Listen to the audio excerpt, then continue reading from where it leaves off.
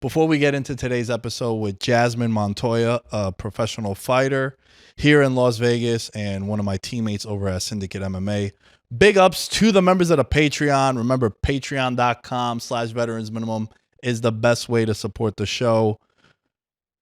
Daniel Gibson, Mahul Patel, Abel Rezin, Ben Kotzian, Christopher Velasquez, Derek Platees, Dylan Chadwick, Jerry Shapiro, Jordan Riley, Mike Stevens, Nick Crummich, Thomas Robinson. Shout out to Alan and shout out to Jory, man. Mason, thank you for contributing to the Patreon. Jory's one of the audio engineers here in the studio, and he's pledging $1 American a month. We get thousands of listeners. If all of you guys pledge $1 American, that's a shitload of American dollars, all right? It's like 2 cents a day. No, 3 cents a day. What are we doing? Support the boys, support the show. It goes a long way. Now, our guest today, special interview. We haven't done a lot of these because football season is so chaotic, but it kind of worked out well. Like I said last week, if you guys are watching this on YouTube, I'm wearing the same outfit that I wore on the Week 5 preview and on this one too, because we banged out 2 shows in one day, actually 3 shows in one day. And we have Jasmine Montoya. She's _Jazzy Montoya on social media. She's a pro fighter out here in Vegas, like I said. Really cool conversation about the fight game from a female's perspective, proper gym etiquette, the pros and cons of being a female fighter. Goes without saying, if you guys watch this on YouTube, great girl. And yeah, man, it was a really fun conversation. We talk about a lot of interesting topics. We usually do these kind of conversations more so in the off season, but now during season, you guys get 3 episodes of VM this week, special edition with the pro fighter here. So yeah, I hope you guys enjoy it, man. Subscribe to the YouTube channel, youtube.com/veteransminimum, on Instagram, on TikTok, on Facebook, LinkedIn, all that shit. It's Veterans Minimum. It's the best sports betting vibe on the internet. And you guys know I am a stud jiu-jitsu practitioner. Belts don't matter in my eyes. You're going to get Darce one way or another.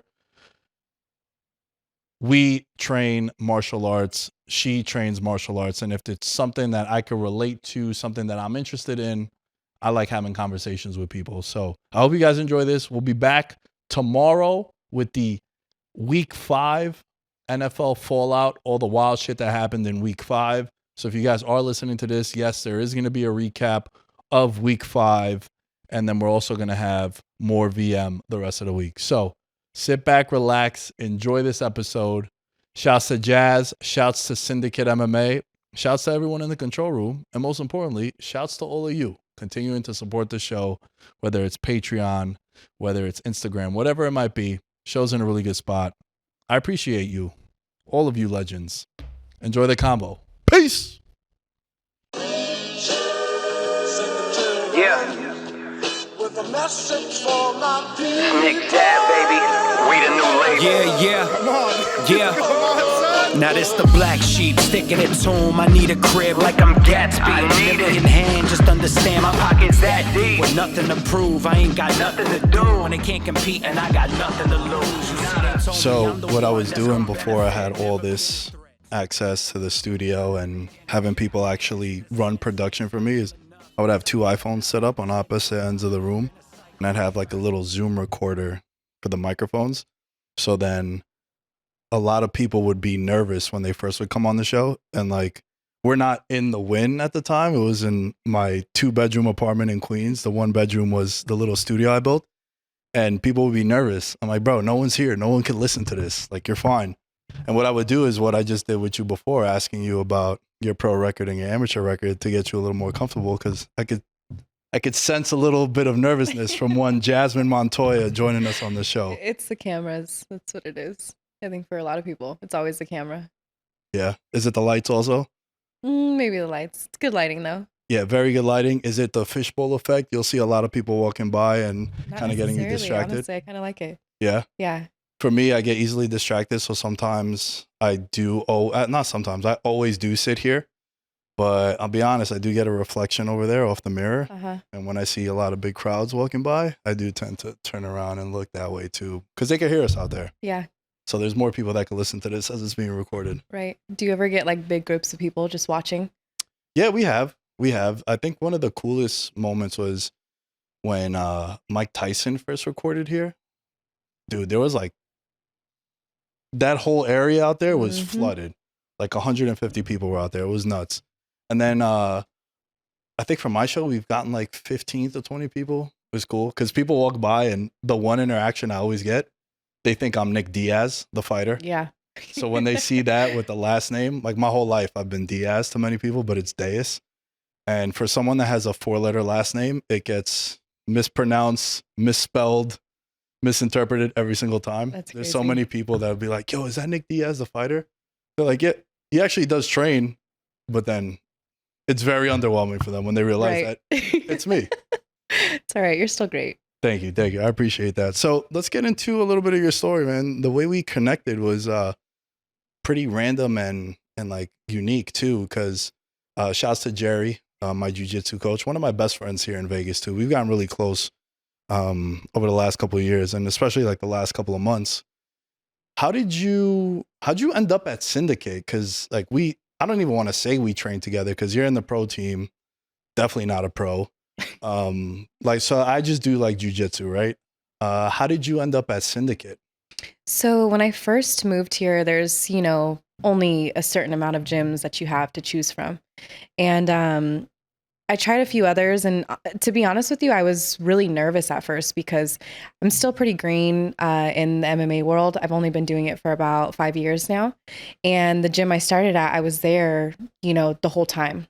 So we didn't cross train, like it was kind of against the rules, So Can you explain what cross training is for people that might not know? So cross training is when, say you're doing jujitsu at one gym A, and then you go and do striking at gym B. That's like against the rules. Everything is in-house. You stay in-house for your jujitsu, your MMA, your boxing, like you're going nowhere else. So that's cross training. But we were not allowed at all to even have outside coaches. So I was really nervous moving here I felt like I was kind of crossing enemy lines a little bit because I felt like I owed a lot of my foundation to the coach I originally had. So I was very hesitant and I'd kind of like dip a little bit in certain gyms and I was like, yeah, no, I'm still not 100% sure. When I walked into Syndicate, immediately, like the environment was very almost like family oriented, I would say. Everyone was very close. Everyone was, enjoying training. It wasn't a cliquey kind of environment, which I'm sure people have certain experiences, whatever. But from my experience, when I walked in there, it was very welcoming. So that's when I was like, okay, I'm going to give this a try, see how it is. There was a good group of girls. And I really enjoyed it. It kind of reminded me of being back home at the gym I started at because I loved that gym, but unfortunately things didn't work out. So yeah, that's kind of how I found Syndicate. Like I said, there's only a handful of gyms that you have to choose from.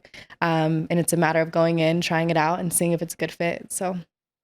Damn. Why do you think people are so against the cross training? Do you think it's like a financial thing? It could be. I mean, it definitely could be, but I think that not only in MMA, and I think in a lot of different sports, coaches want to be that coach. Like, I'm the coach. I know all. I know everything. You don't need anybody else. And if you do need somebody else, I'm going to outsource them.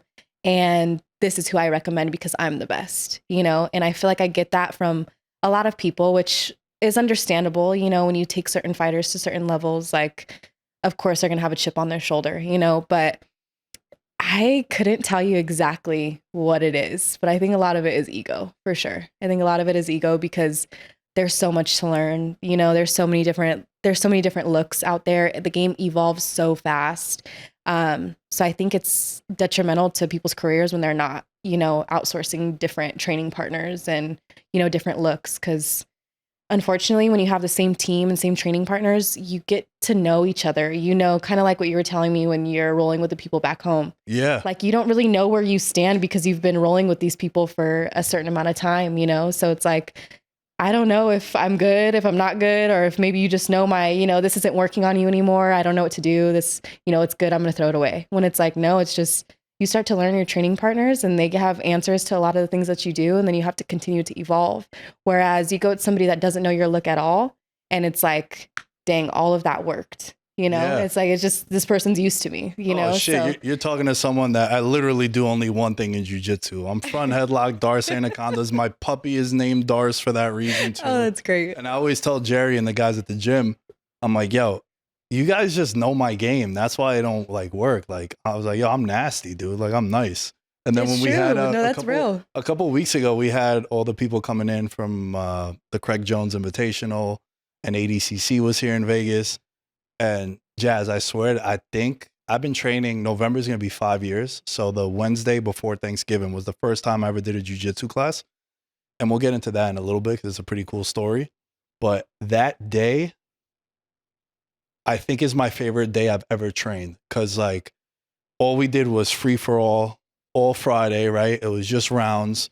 And the only person I went with that I go with on a normal basis was Corey. Mm-hmm. And it was only because like we locked eyes and we were looking at everyone else. And I was like, he was like, yeah, let's go. And I'm like, bro, I really don't want to roll with you. Not because I'm ducking. I kind of just like want to go with everyone else. And he's like, yo, me too. But there's 4.5 minutes left in the clock and everyone's taking up. So that day I was just like darsing and fucking doing my regular game. Yep. But to people that know it, it's like not as effective, right? Exactly. So it's a little discouraging. Yeah, honestly. It could be. Yeah. But I think you bring up a good point about like not getting sort of complacent with the same training partners, the same looks. I totally get that because I was telling you before we started recording how I felt like a week or so ago, I just came back from vacation. So it's not like I got burned out. I feel very rejuvenated and very refreshed. And it's showing in the content and like the feedback we're getting from the people that watch and follow the show. But like I started getting complacent. I fucking hate that word. Burned out and complacent. I don't want to hear it. I never want to hear it or say it. And when I start to feel that way, I got to like switch it up a little bit. And for me, I started thinking to myself like, yo, I got to go back to that mental space of like 2019. 2019, I was down bad. A lot of things in my personal life. I was going to be a cop and then I would have had to stop doing the content. Right. And like I dropped out of college, as I was telling you before, because I fell in love with content with like 24 credits to go. And again, guys, it's easier to have these conversations when it turns into something good. Now I wear it like I kind of lead with that. I'm like, yeah, yo, I dropped out of college, but I'm lapping a lot of people. But at the time, that wasn't the case, right? So 2019, I had like a moment where I'm like, yo, I really got to lock in and like really go all in on this thing and actually give a fuck about it. And my mentality now is like, yo, grind like you're broke. Yep. Right? Like go back to that stage. And I love what you said about like the different training partners and the different looks. I stumbled up upon Syndicate. It's actually my 2-year anniversary of Syndicate today, ironically enough. October 1st was when I went. So shout out to Syndicate. I only went there because it was down the road. Yeah. And I'm so happy. Like all my best friends in Vegas that I hang out with and all the people that I've met have been because of Syndicate and because of the gym. And like I always think like a good question for you is what if you didn't walk into Syndicate, or what if you fell in love with another gym before coming to Syndicate? How different do you think your experience in Vegas and training would have been? Who knows? I mean, that's a good question because your environment takes such a big, toll on, not even toll, but like where you spend most of your time. That's, 9 times out of 10, that's where your life is going to go. You know what I mean? If you're surrounded by drama, if you're surrounded by, people that are consumed with things that aren't what you're working towards, you're going to fall behind, So, and it could have been great. It could have been amazing. I would be, super happy. So it's hard to say. It really is. But kind of back to what you were saying about the whole complacency, I wanted to touch on that because the whole burnt out and complacency thing is so big, because in the training room, you could be the best guy on the mat or the best woman in the cage, and you're burning through all of your training partners, right? And you think it's a great thing. And then you get on the big stage and it's like you completely just, shit the bed, like where you're kind of just like, damn, I thought I was prepared, but I'm not prepared. And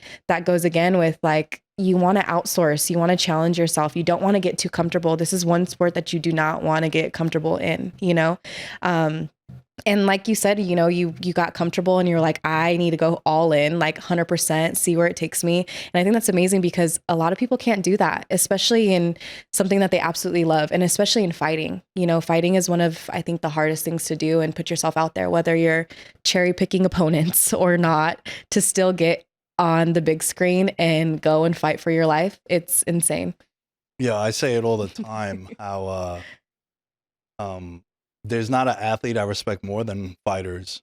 Yeah. And everyone that listens to the show knows that it's always been my take. I'm not just saying it because you're here. Yeah. I think it's wild to me, especially fighters that are like on the regional scene. Like that's crazy that you're gonna go and put your life on the line for $400. Yeah. And then you pay all these people. What do you make? Like $100, if that? Crazy. Yeah. And then if you really think about it, it's like, yo, you're kind of working for like less than minimum wage if you put in the hours and the nutrition. Like it's really a 24/7 kind of cycle.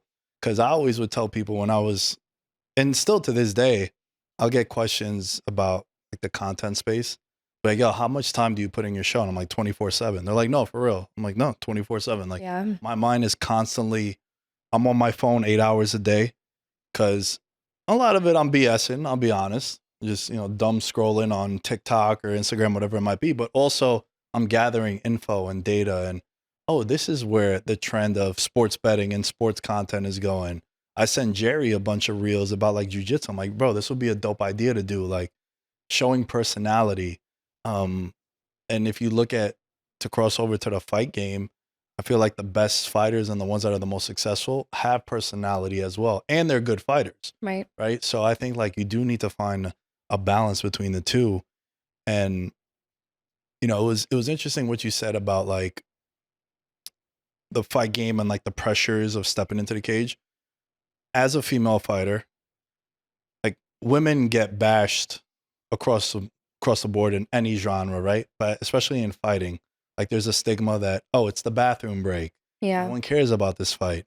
Shit, my favorite fighter is Israel Adesanya and then Valentina Shevchenko. Like I love watching She's one of Valentina my favorites Shevchenko. as well. Yeah. So like for me, it's like, nah, bro, I look forward to those fights, right? Like there's some women's fights. I got to see Wei Li and Joanna. Mm-hmm. I came to Vegas when I was still living in New York and I did some like media. It was like the first time I got media credentialed and I was like, yo, this shit is dope. Like I actually got something credible for the show. And I went and I saw that fight and like people were standing for all 5 rounds. I know I kind of went long-winded there, but give me an example of some pressures you face as a female fighter. So, I mean, I've gotten this question multiple times and I've always said the same thing. And I feel like the biggest pressure is trying to earn and gain that respect. Unfortunately, I feel like now that I reflect back on this answer, I feel like you have to add in like a good looking female fighter as well, because it's 10 times worse. I'm glad you said that. Guys, if you're not watching this on YouTube, she's definitely going to help the numbers and the ratings. YouTube.com/veterans minimum. Rate, review, subscribe. Yeah, not a lot of female fighters look like you. So I'm sure that's also pressure and stressful and like. It's a blessing and a curse for sure. Okay, it so give me the blessing first.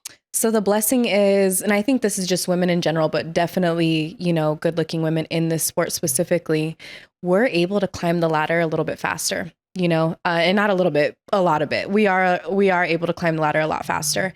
And I say that because, you know, a lot of females could have really bad records. But as long as you're good looking, you won a couple fights in a row, you're off to the UFC, you know, and that's anywhere. Sex sells, you know, that's just what it is.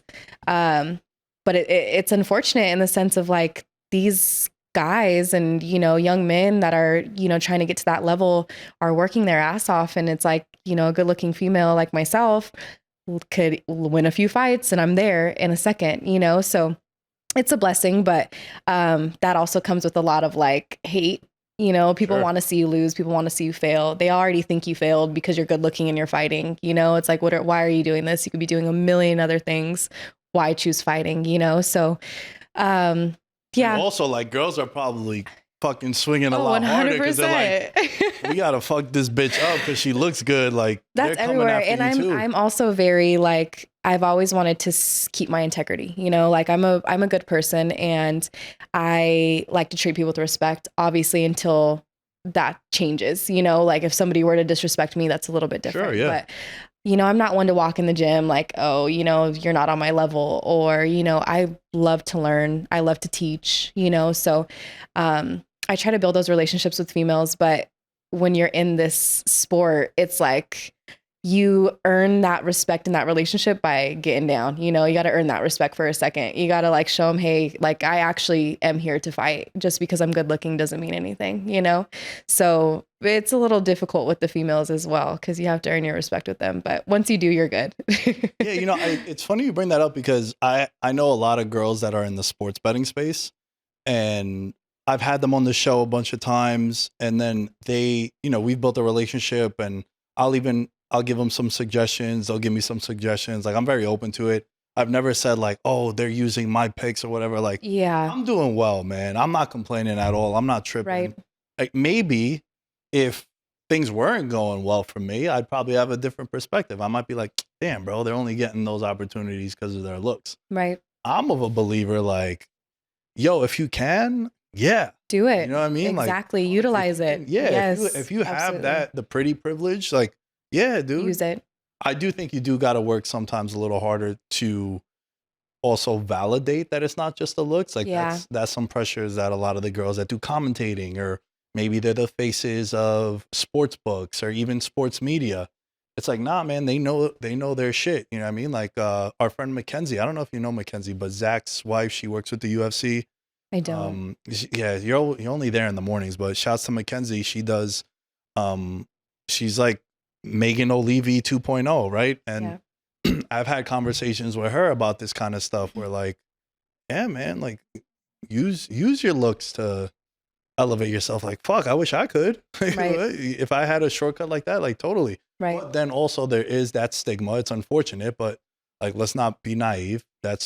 There's people, and especially in the sports betting space, where they're like, guys are feeding them the information. They don't really know the picks. I'm like, nah, man, I get these girls on the show, and I can tell when someone has been doing sports betting for a long time, or they're just trying to get a shortcut into a new profession. Mm-hmm. Like, I can sniff it out right away, right? Like, I tell, like, you know, like the red pill content and like the entrepreneur content, Okay, yes, like all that stuff. Like, these guys that like hate women and they always like bash women. And I'm always like, when I'm around those guys, because we'll get a lot of them to come into the studio, within 5 minutes of interacting with them, I could tell how they were with women growing up. Mm-hmm. Like, did women neglect them? Were they bullied by women? And now they have money and they lead with their status. And then they're like, well, she only likes me because of my money. Bro, that's the only thing you're leading with. That's the only thing she knows about you. So, like, what else is she going to be attracted to you when all you're showing her is her money? And like, you know, I've been going back and forth with like these entrepreneurs. I was like, yo, you guys are just losers, bro. You have money, but you're still lame. Like, that doesn't. I mean, talking about bashing women, let's talk about gaming. I love to game, and you see a lot of these like streamers and these the females, and they're killing it. But no matter what, there's it's always and it's like, man, why can't women also be good at something that men are good at as well? You know, like it's crazy to see. Yeah, it's unfortunate, but like I like to bring some attention to that because, you know, I have eyes and ears and I see what goes on social media. Like, I'm not saying that I agree with it because I don't. Like, yo, if you have fun doing it, Jazz, I'm being totally honest. Whatever you do to make money or to live and survive and you're having fun,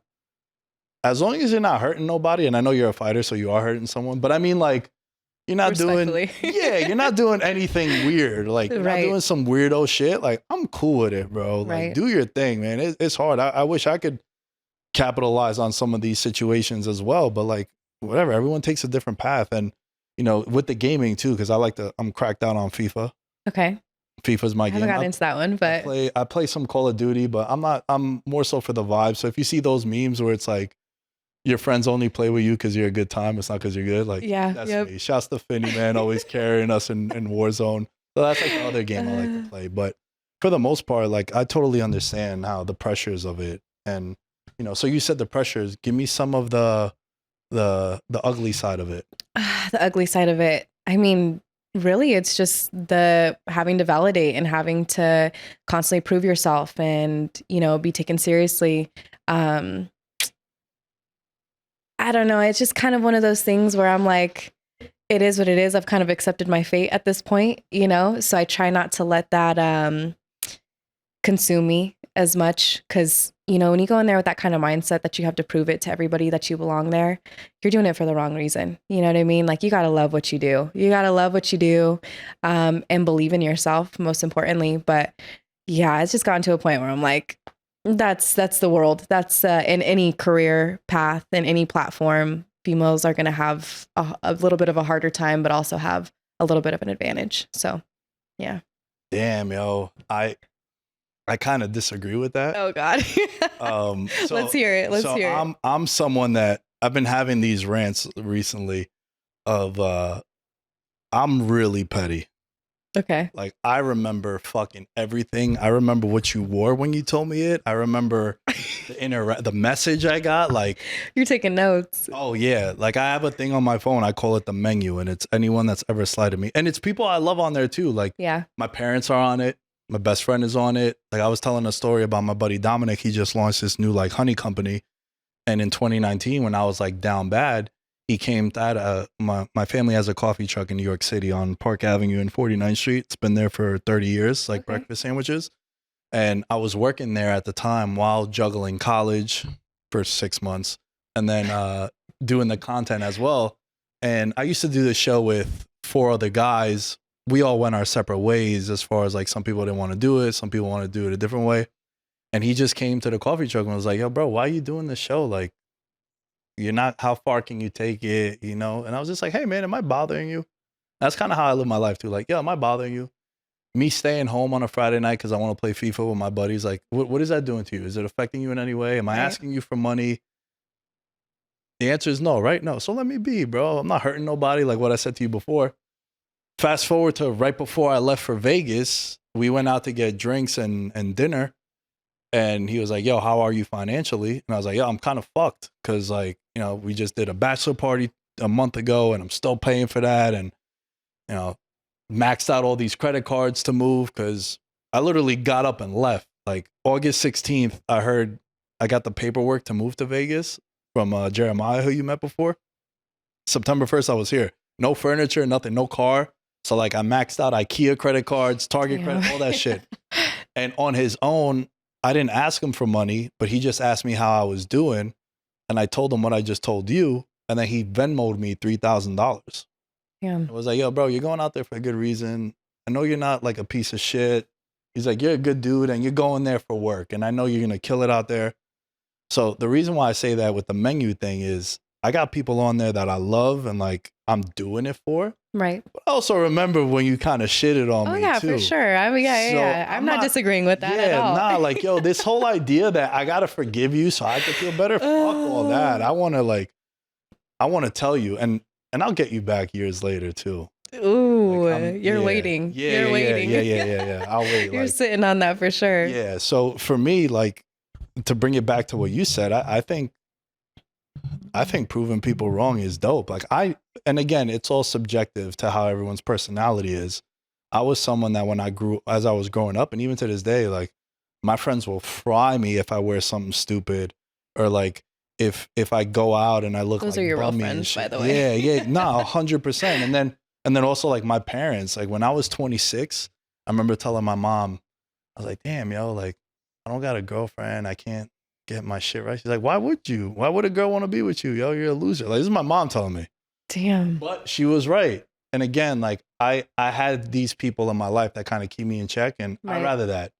And there'll be times where, again, with the petty thing, like I'll tell people certain things to see what their feedback's going to be. Mm-hmm. And depending on what their feedback is, I'll determine like if it's a good friend or not. Uh-huh. Does that make sense? No, it makes sense. Like I'll tell them, like, imagine if I had a girlfriend and I'd be like, yo, I think I'm going to cheat on her. If they're like, yeah, bro, do it. I'd be like, that's not good advice to tell me. Yeah, no, that's a great indicator. Yeah, you know, so like I'll set them up to give me a bad answer in order for me to see like where they're at. So with fighting, I think you need more of that. Like, no, ruggedness. and let me rephrase this, okay?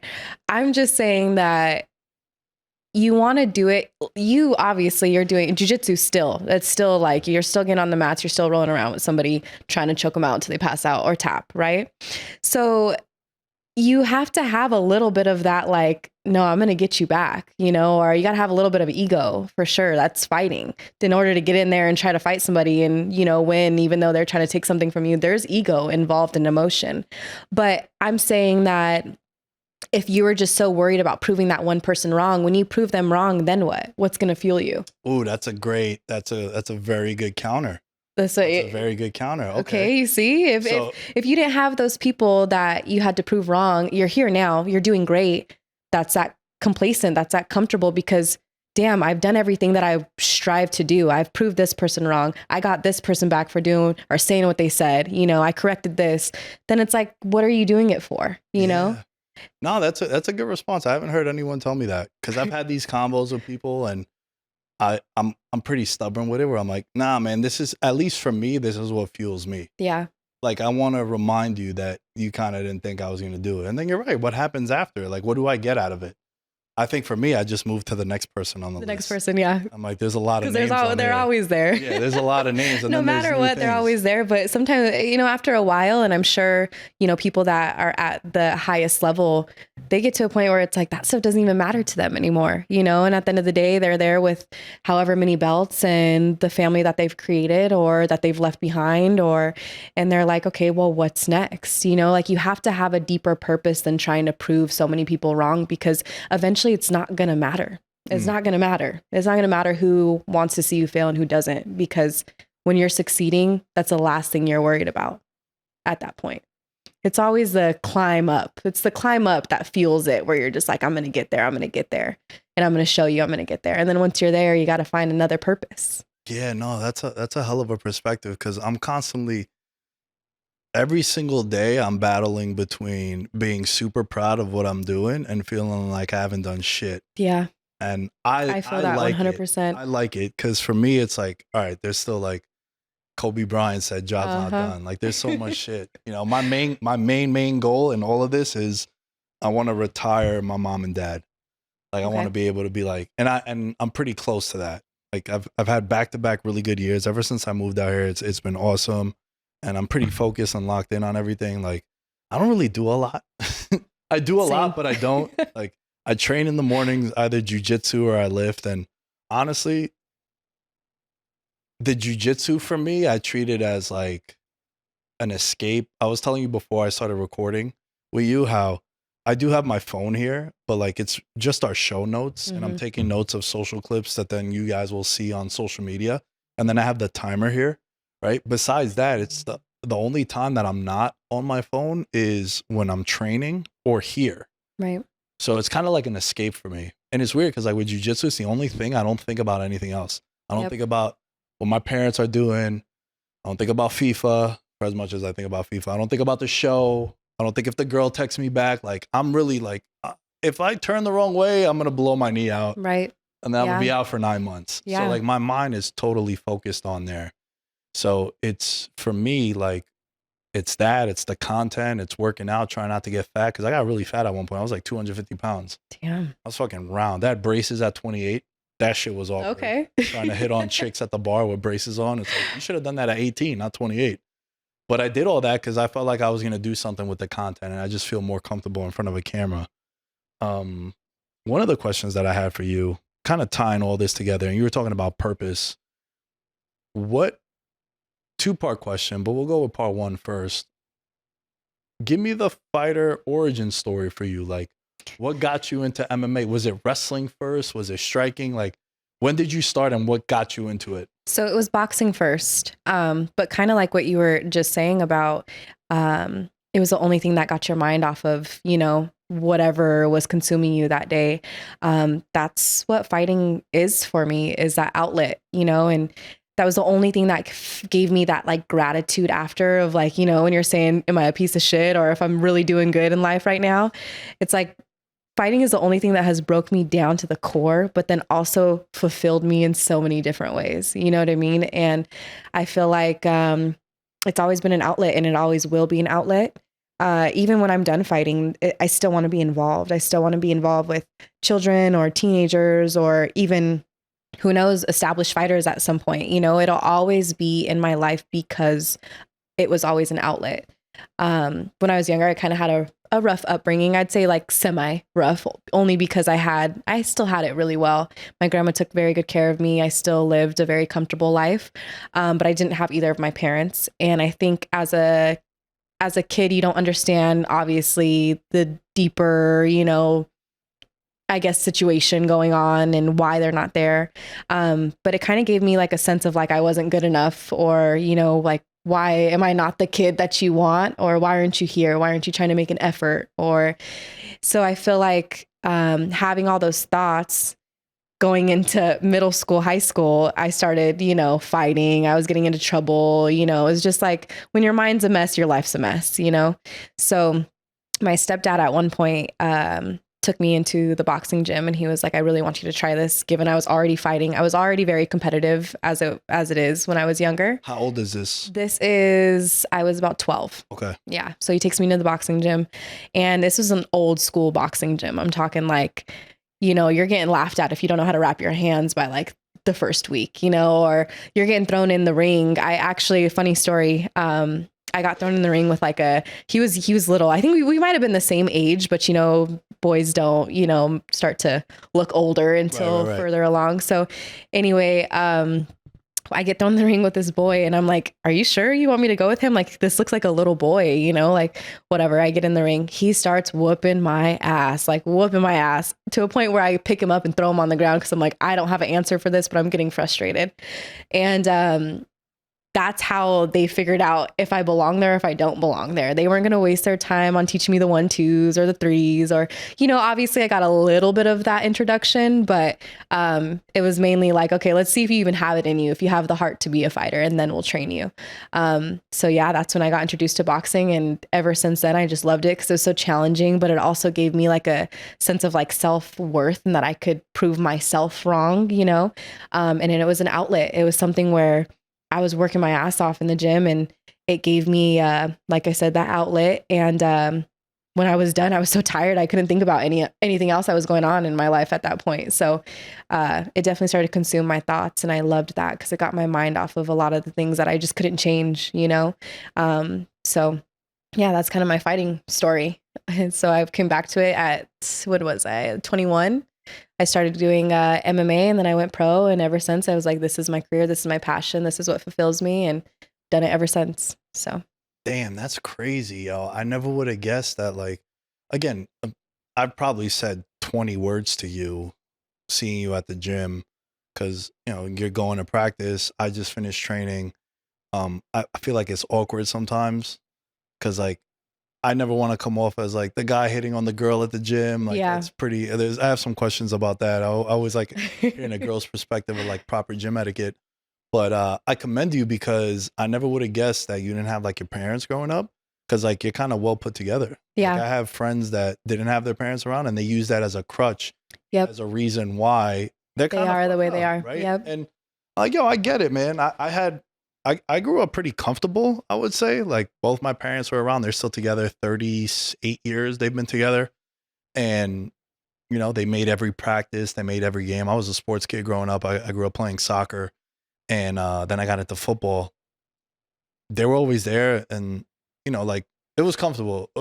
When October 1st came around and we paid all the bills, it was like, yeah, all right, cool. But it was never like, I've still never gone on a family vacation with them. That's another bucket list of mine. My parents are kind of lame. They don't like going anywhere.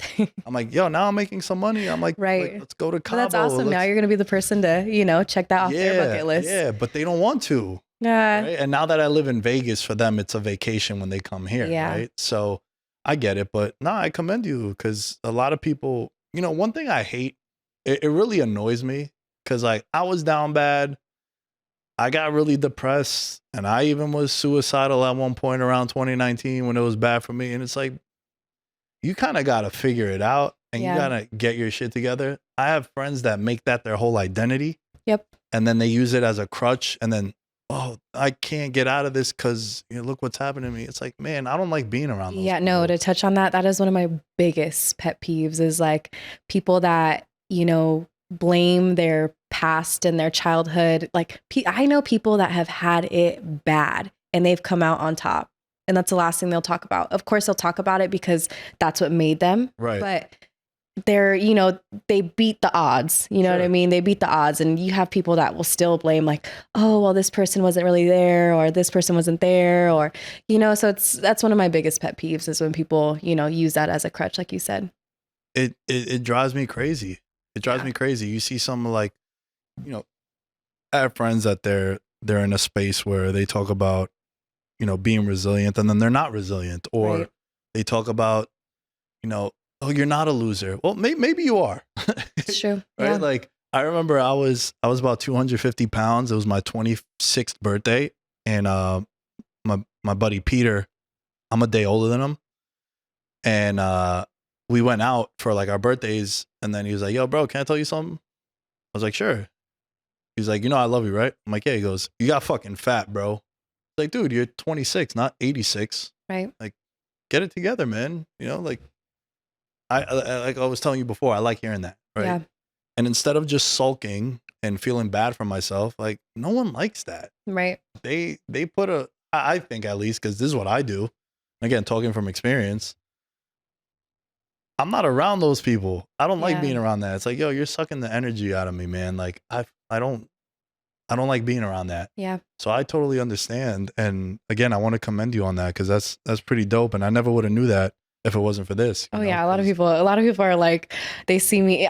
I take pride in how I am and how I carry myself, because that's what I wanted. That's what I wanted out of myself. That's the woman that I wanted to become, and I'm still becoming since I was young. That's one of my like superpowers. I was always able to like identify what problems I had. It'd take me a little while, and which is kind of like I'd isolate myself. It'd take me a little while to like really pinpoint, but as soon as I had the answer to my problem, I'm like, okay, this is what I'm going to do to change that one thing, you know, and a lot of people don't have that mental strength to do so.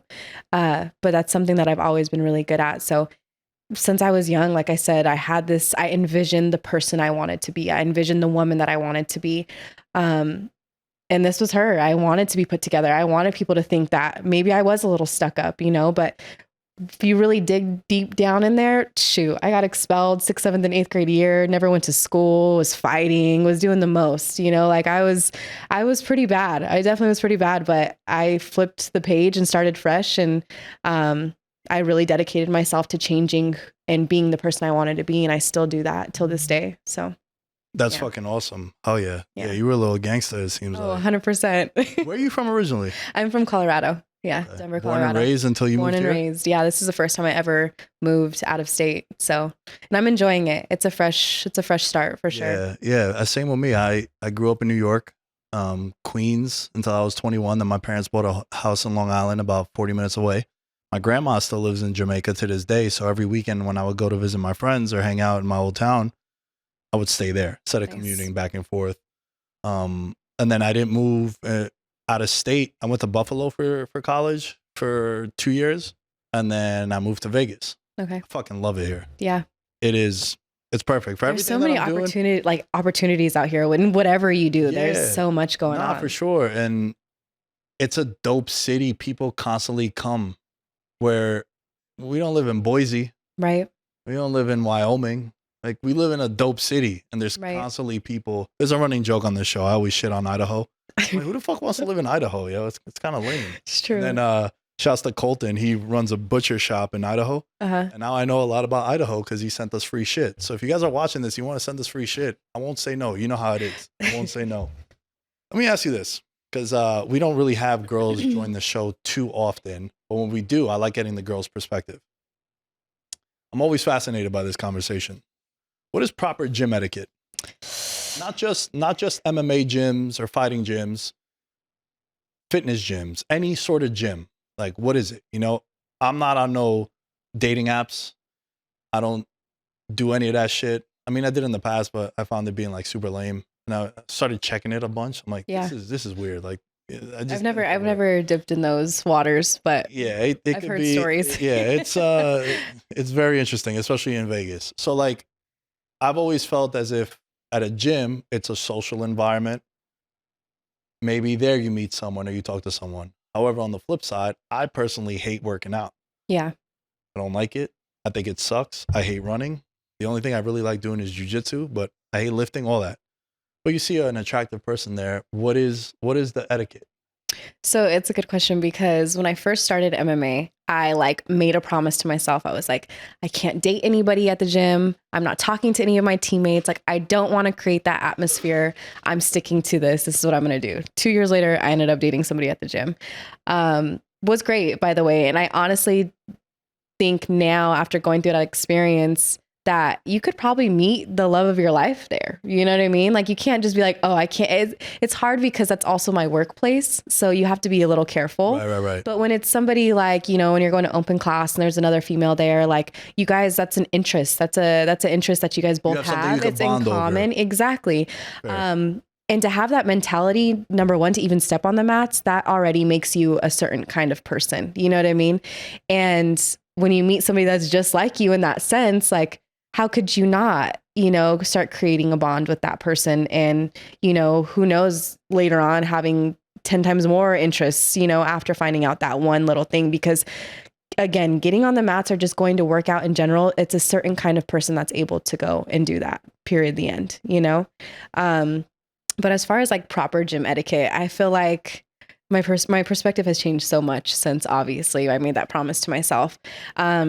But I think you just have to be very sure. You have to be very sure because you don't want to ruin that environment that you're in.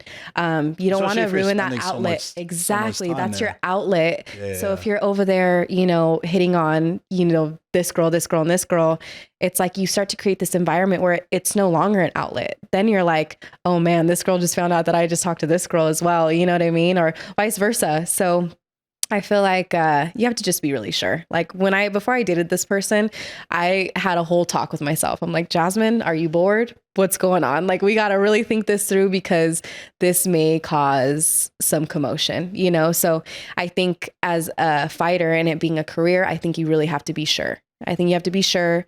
But I don't think you should be opposed to it by any means. I don't think that's Yeah, I like to say that. I don't like shitting where I eat. Yeah, that's real. And especially like in this line, I mean, luckily for us, all the dudes, it's all dudes in here in the control room, so I don't need to worry about that. Even though you guys are handsome back there, you know, my boys back there, Isaiah, you know, you guys are handsome. But yeah, like, I don't know, I never would want that to be, I agree with you is what I'm getting at, right? Yeah.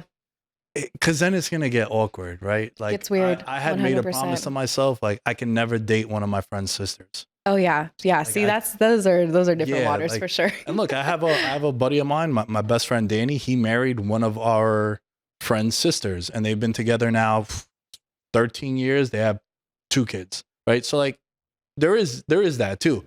But I've also had friends date sisters, and then they don't fuck with each other anymore, right? Because there's gonna be a fallout. Someone's gonna be wrong. So I totally understand. And yeah, you just don't want to make it awkward. You don't, but it's also really hard. Like, you know, a lot of these fighters, that's all they do. Yeah. They're not going out to be social. Like, speaking from experience, the most I'll do, we'll go and have dinner by 10. I am so tired by 10 o'clock. You know what I mean? And I don't want to go meet somebody in the club. I don't want to go, you know what I mean? So it's so hard to be social and meet people outside of what you do, especially when you're in a sport like that, you know, where it's like, these are the people you see every single day, all day, you know? So I don't know. I'm a little 50-50 on that one for sure. I hear you. And also like, yo, what's good with you fighters? You guys don't watch no sports. Like, no one at the gym or every fighter I meet, I'm like, yo, do you listen, I've tried. I've really tried. I've tried to get into like, you know, baseball, basketball, football. I can't do it. I really can't. I think basketball is probably the one where I could stay engaged. Football, I start to lose track of what's going on. They're really long games. I'm clocked out at some point. Baseball, same thing. I think I like it because the games are fun, you know? But other than that, I don't know. I can't do it. It's hard to not take them serious because that's the wrong word to use. But, you know, when you see these guys like faking injuries, you know, so they could get certain calls, like coming from somebody who tries to kill my opponent, like it's hard to like watch that. Take it serious when they're grabbing their shoulder on like I'm like, geez. I'm like, it was a tap on the shoulder. Calm down, you know? So it's amusing, you know, to watch. But, and that's why I say basketball probably is the only one that I really stay engaged. But other than that, I'm like, and football's, man, that's intense. Yeah. Like, these guys are going full speed at each other. Like, to watch it, I like cringe a little bit. Even though I do what I do, I'm like, yikes, that's like a car hitting you and you don't even know where it's coming from, what direction. Like, that's just so crazy to me. All the respect in the world, but yeah, it's crazy. Nah, totally. And you know what's interesting? I put up this poll on the Instagram for the show about, because I went to the Raider game over the weekend, and I go to like a football game every year. I love football. I don't like going. Yeah. The TV product is really dope. It's on early, especially living in the West Coast. It's Sunday. Like, I don't want to go out on a Sunday. Yeah. It gotta be a crazy occasion for me to go Right. out. And even then, I'm having the conversation you be having with yourself about like, am I sure? Am I not sure about Right. dating this person? That's how I am on Sundays. I'm like, I know I should be going out because every time I do go out, it's good networking, right? Being a transplant from a different city, I go to watch a New York Giants game. I'm a Giants fan. I see other people wearing Giants jerseys. Oh, you're from New York? Yeah, I just moved out. And then you make a connection, right? So I Right. totally get that. But the TV product is so dope, right? I love going to fights. Fights are my favorite, I think. I'm a soccer kid growing up, so soccer is pretty dope, especially when it's like a good game. And the problem with like baseball and football, it's very slow also. Very Like, slow. there's a lot of stoppages in football. You know, the game is 3 hours, but really the ball is in play for 15 minutes. Which is crazy. But it's the number one sport in Right, the country. Like, right. it's so popular. And hockey's one that I actually enjoy. I Hockey feel is like popping. it's so underrated. Yeah, hockey I'm is- like, those guys are talented. The Yeah. coordination and I'm like, that's crazy that Hockey they're is underrated. dope in person. Yes. Hockey and fighting are my favorite to go in person. Yes. Yep. And then on TV, I like watching football and basketball the most. But I've just noticed that a lot of, like, I just had Will on the show, and he played football at UNLV. And every time we warm up together in jiu-jitsu, we end up not doing any of the drills. We're just talking football. It's like, bro, Funny. there's no one else. There's no one else to talk to about like sports. And yeah, that's a good perspective because I never thought about that as far as like you get calf kicked all the time. So when you see a soccer player just get touched in his shin and they're acting like they got shot, Yeah. like, come on, bro, how am I gonna take you seriously? Right. Exactly. So I totally understand that. What would you say is your favorite thing about fighting? I think the challenge within yourself, like I'm sure a lot of fighters could relate to this, but just to get up every day and go to practice and be like, yeah, I'm going to go get hit in the face today or slammed on the ground or, who knows? Like, I think that challenge within yourself to go and to implement your will on somebody else is like, it's very fulfilling. Like I said, that's what like fuels me is like, I've been working on this one thing and I finally hit it, or they don't have an answer for it, or man, I might've really got my ass beat today, but this week I'm doing fucking great, So I think that's my favorite thing about fighting is that it's a constant challenge within yourself. Yeah. And it's always a new challenge, right? Always Like, a new it's- challenge. Even Always. even if it's someone that you go with all the time. Yeah, And well, maybe today your move doesn't work, exactly. or they follow up, like whatever it Mhm. might be. It's really interesting because for me it's the same thing. Like I love jujitsu a lot. I like the wrestling aspect of it too. I never want to get punched in the face. That's why I'm on camera all the time. I don't want to be showing up with black eyes and broken noses and all that. Speaking of, I was sparring today. I'm like, please don't get a black eye. Please don't get a black eye. Yo, that would have looked more gangster if I'm you like, did oh, though. stay away. That would have looked way cooler too. Because I have this running joke that I tell on the show. I was like, yo, I'm the most dangerous kind of martial artist. Because I kind of look soft and like a bitch. But like, if you see the guys at the gym with the ears and the noses are fucked up and the scars, it's like, all right, that guy could probably whoop your ass. Yep. For someone like me, I don't look like it, but I'm a fucking killer, So like, you better watch out when you see me out Same. there. We might have that in common. Yeah, honestly. for real. Yeah, I think that's dope. So I tell people, I'm like, yo, I'm way more. I tell Jerry, I'm like, yo, I'm way more dangerous than you, bro. Because when they see you, I went to a Raider game with him last year, and him and Shane and my buddy Dimitri, we went to the game, and everyone's stopping them and like, yo, are you guys UFC fighters? And they're like, nah, we're not. And I was like 4 beers in. I'm like, bro, start telling them you're fighters. What are they gonna Right. whip out their phones and Google you? You'd be surprised. I know, but it's like a drive-by. Like you're walking by, they're like, dude, do you fight? Yeah, I fight. I'm in the UFC. Or like I'm making they're not gonna know, dude. Right. They're just as drunk as we are. Right. So I don't know. It was just funny. I always just like I'm a prankster. I like joking. I don't take myself too seriously. I take my craft very seriously. Yeah. But like, I feel like a lot of people do take themselves too seriously and then they don't have fun. Like even with jujitsu for me, it's so fun. Like I talk mad shit to upper belts. I'll talk shit to like my friends too. You know, I might be too respectful. It gotta be fun, right? Like my number one rule, Jazz, in my life has always been if I have genuine fun doing something, I'll figure out how to make it a career and make money off it. It gotta be fun. Like jujitsu's fun, the podcast is fun. It's an honor and a privilege that now it's a part of my career and I am making money on it. But it gotta be fun, dude. I have no desire to compete, no desire to fight. So for me to just go in there and drill the arm bar and then do a couple, and it's like that shit is boring to me. I got to go in there and you know, like this week we're doing Dais and Anacondas, and everyone's like, "Oh, Nick's game." I'm like, "Yo, it don't work. Like for you guys, it's not gonna help." You know what I mean? Like Jerry, you got to fix your program, bro. This shit don't work. Which speaking of the 1 week I decided to go back to jujitsu in the evening classes, you guys do Darces. I'm like, oh god, my neck, help me. The best, my favorite move. I started doing it because it was cool. When I first started training, so like I started November of 2019. My buddy Sergio De Silva, he's best friends. He was best friends with Jared Gordon. He fights in the UFC now at 155. We grew up in the same town in Astoria. And he would always tell me when I would see him out, he's like, "Yo, bro, come do jujitsu, man." He's like, "I know how you are. You would love it. Like, you're very disciplined. You're very dedicated. You're coachable. You don't have no ego. Like, you would love it." I was like, "Man, I don't want to do that. I'm not trying to do that." So I went and I took a class. Now, you were saying that story about the 12 or 13-year-old that like whooped your ass and you couldn't believe it. Mm-hmm. My first class, there's this kid, Joey. At the time, he's 14. Okay. I'm 28. I'm like 230 pounds. He's like 118. He had been training about a year. He whooped my ass so bad. Oh, there's nothing like that feeling. I couldn't believe it. And when I got up and and I only did one round. That was the only, we were doing like arm bars or some shit. Sergio comes up to me and he goes, "Yo, one of two things is going to happen.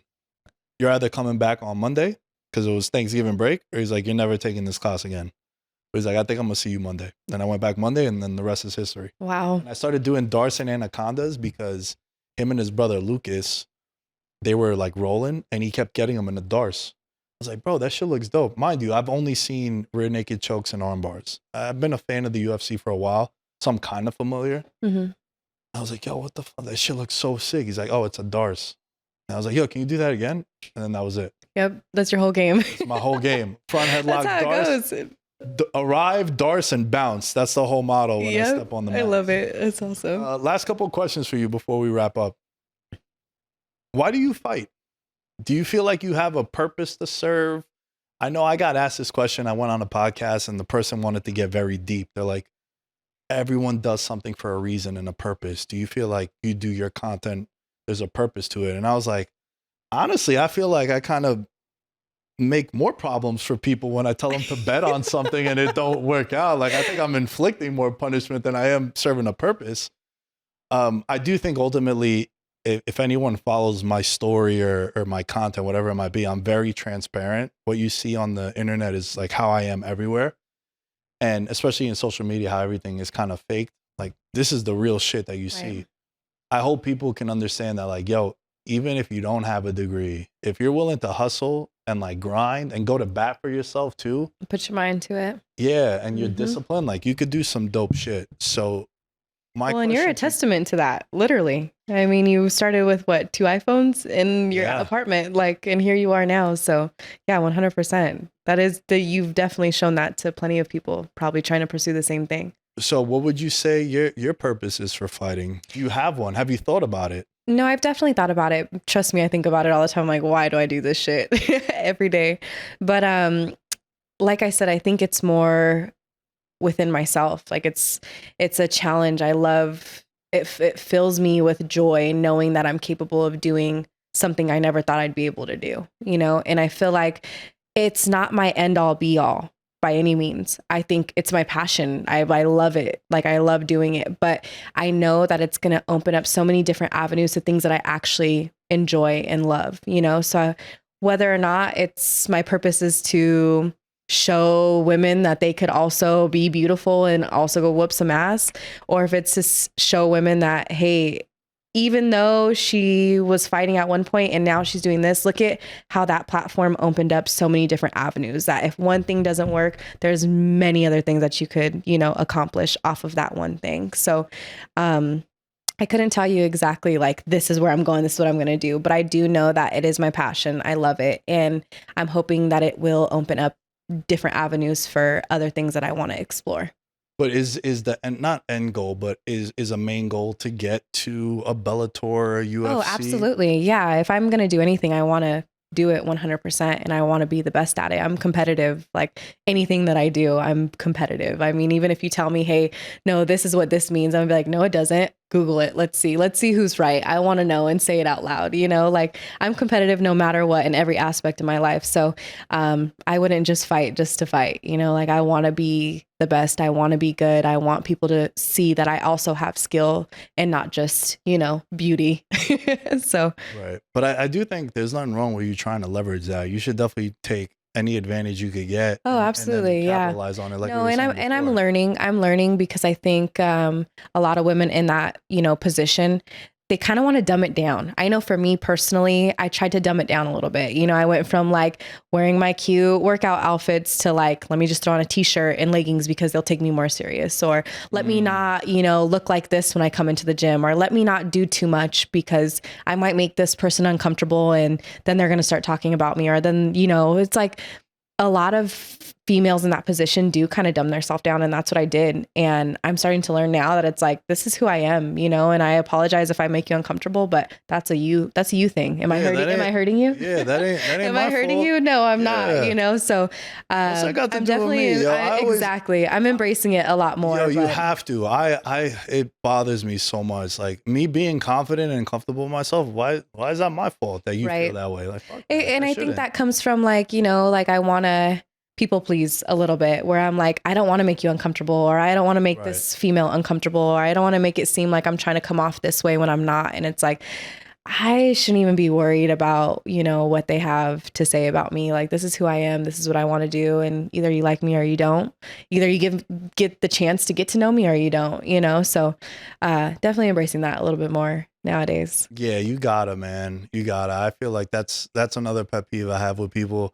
And an issue I run into is I try to wonder why people don't think like me. And that's impossible, right? With anything. Because like I'm overly persistent. It's a gift and a curse. I have no problems with things taking a while to get done. Again, as long as I'm having fun doing it. It's a gift because it's been very successful for me. It's been a curse because like I ruin a lot of relationships with either friends or girls where like I'm overly persistent. Like, I'll fire off like 8 texts in a row. Cause I'm pretty dumb.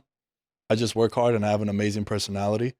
So like when I send texts, sometimes I'll just like hit send, like, hey, what's up? What are you doing later? Do you want to hang out? And it's 4 texts. So you just got 4 messages instead of it being just one. But again, I'm self-aware, right? So like it's a gift and a curse. Right. Like, every opportunity I've gotten in this has been because I went to bat for myself when I was supposed to. Yeah. People, I think it comes from experience for sure. And also like, I use this word all the time, self-awareness. If you could be honest with yourself and assess what you are good at, like when people tell me about production or podcasts or any of that, even if my following isn't what they perceive to be a big following, I'm like, yo, you can't tell me nothing about this. Yeah. Like, you can't. Clearly it works. I'm having fun doing it. And I'm becoming successful in it. And now with the people I'm associated with, Cameron and Mace with their show, I basically run their show. It's like, that's the #1 sports show on YouTube, second behind ours. You know what I'm saying? Shouts to Cam and Mace. But like, that comes from experience. It's the same thing with you as a fighter. If someone new started fighting tomorrow, what can they tell you about fighting? They can't, right? There's levels. But then when you have a coach or you have someone else that has the experience, then yeah, maybe you should be all eyes and ears and listen to them. So it's something I think you need, that chip on your shoulder, yo. No, 100%. I'm hoping that this kind of like lights a fire under your ass and you kind of become a little more. No, I'm getting there. Say arrogant, but like, yo, be humble for sure. But like in business and in your craft, again, you're just gonna get stepped on and pushed aside if you're not like, yo, you need a producer. I mean, why are you gonna look anywhere else? I Right. got offered this job to make way more money than what I'm making now. But it was like they wanted me to work 14 hours a day, Monday through Friday, to produce a show. And I'm like, yeah, I've been in this for a decade. It don't take that long. They're like, yeah, Yeah. but we want it. I was like, I'm telling you, it don't take that long. You know, I have a quick turnaround time. Like I get shit done. It'll be Yeah. done. I promise you it'll be done. But I said no to it because I never wanted a 9 to 5 job. I kind of have the luxury of having my own schedule here, which Yeah. is dope in the confines of like everything else I got going on. But my mornings, I basically train. At night, I'm here. Like, that's 5 days a week. And it's a cool, I don't even say work-life balance because this is fun. Right. And again, I know it might sound lame or cliche, but like that's the truth. Like fighting needs to be fun for you. It has to for anyone. I mean, even jujitsu, like you have to have fun. Like this sport is not easy. It's not easy, whether you're in open class or it's your profession. It is not easy. It is not. Like I said, to decide to wake up that morning and be like, I'm going to go get in a fight and I'm going to make this my profession. Like that takes a different kind of mindset, 100%. Let's wrap with this. Last question. I know you want to get to the big leagues when it comes to fighting. Is there a fight on the horizon? Are you close to getting a fight? Yeah, so I actually just got a fight offer for November 22nd. So that's in the works right now. And it's really exciting because I've had some time off, which it was well needed for sure. I did a lot of, switching around as far as my coaches go, my gyms. So I've kind of revamped my whole camp, my whole, just my world in general up and left. Like, yeah, I mean, you moved right there on the spot. Same with me. I moved within like 4 days. I was like, fuck it, let's go. So yeah, I've done a lot of change, but I'm really excited because this is exactly where I want to be and what I want to be doing. So yeah, November 22nd. Hell yeah. We're This is like coming out. breaking news? Yeah, breaking news. Let's go, man. She dropped the You're F the word first. also. Yep, She's you're opening up. You're the first. Yeah. Oh, that's awesome. Is it going to be in Vegas? Or It is is. in Yeah. Vegas? Yeah. All right, cool. We'll I'm not definitely go to that. It's a newer promotion, but yeah, I'm just excited to get my feet wet again. It's been, I believe, 2 years now since I made my pro debut. So it's been a minute. But I like I said, I did some real soul searching, took some time off, changed gyms, changed states. I went through kind of a lot of good changes, but needed to be done. Last thing, how long do you want to do this for? Not long. I'm going to be 100% honest. I feel like this is that answer because I have in my mind mentally, I want to retire when I get to 40. Okay. I'll be 34 in March. When I say that, people are like, dude, why would you want to, you're being a hypocrite. You think it's fun. I'm like, yeah, I want to be able to. Yeah. I want to be able to call my account and be like, yo, bro, if I wanted to retire right now, could I? I just want them to tell me yes. So like I'm working everything towards that. A new term that I put into my life is equity. I'm learning about equity. Like I said, I'm pretty dumb. I just work hard and have an amazing personality. But I surround myself with people, like you said, with the coaches that tell you like, hey man, instead of taking X amount of money for a sponsor, why don't you ask for equity? Yeah. Like, oh, never knew that. That's dope, right? Like I have no problems with admitting that I don't know something. Yeah. Because then I don't want to look like a clown when you tell me like, hey, I thought you told me you knew how to fucking repair this. Right. And I told you, to look cooler. And then I can't repair it. It's like, damn, I feel like an asshole now.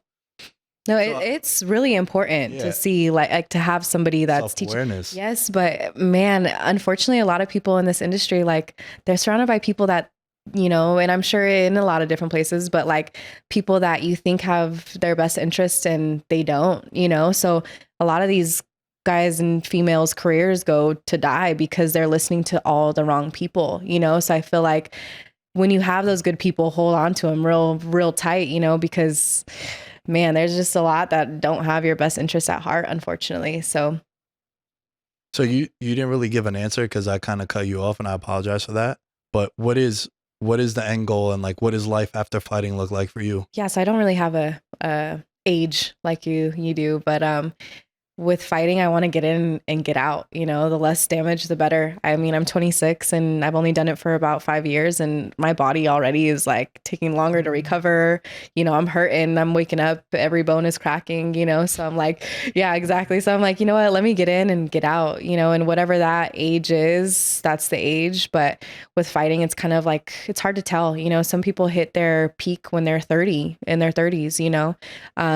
So sooner the better. But we'll see. Yo, this was dope. Yeah. It was cool to chop it up with you, get to learn more about you. I definitely respect you a lot more after hearing your story. Not that I didn't respect you before. I hope Sorry, you can say it. It's fine. It's fine. But nah, for real, like I told you before, I got really close with Jerry and Shane after having them on the show and it being uninterrupted for an hour. And like I said, I do have my phones here, but it's taking notes for social and the timer is here, as you can see, for how long we've been recording. And it's a cool perspective. I like trying to figure out how people think and operate and what drives them. And I think a lot of people watching this or listening to it, I hope they could get some motivation and inspiration from your story too, because you shared a lot that was pretty important and pretty dope too. Because like, I commend you for all that you said. Thank you. So I appreciate your time. This is your moment to shine even more. Tell the people your social media, what you're working on, anything you wanted to watch. Do you stream on Twitch? Do you do that? I don't. I need to tap into that, but I also know there's a way to do it. I'm very like, I need to do it and do it the right way. I used to stream on Twitch and it was fucking dope. Okay, there you go. So maybe I could pick your brain a little bit about that, because I definitely want to tap into that market for sure, because that's something I've done since Especially if you're gaming. I was a little girl, like, you know, talking shit on the mic, you know, up to a time I shouldn't have been up, you know, playing Call of Duty. So it's definitely something I want to tap into for sure. But as far as news, like I said, tune in to my fight November 22nd, and social media, Jazzy J Montoya on Instagram. So yeah, I'm super excited to see where this fight takes me. Fuck yeah, yo. Let's go. Get back with a win. Get back on the Twitch and gaming and do all that fun stuff. Thank you for coming on the show. It was an absolute pleasure. As far as I go, all things Veterans Minimum are at Veterans Minimum. Patreon.com/Veterans Minimum. For $5 a month, that's about 16 cents a day. You get the best sports betting bang for your buck. All things me are at Nick Dais 10 on all social media outlets. Yeah. 5'10" white guy tries to do BJJ. Yeah, we could have not flashed that one, bro. It would have been cool to not flash it. But all right, man. That's cool. Thanks, Isaiah. Thank you all for watching, and we'll catch you guys next time. In his element, I'm a gold medalist, bronze like your medal is. So many deer in headlights, but it's bedtime. Hear that supper bell, main course be the venison. Dab. Most dangerous game.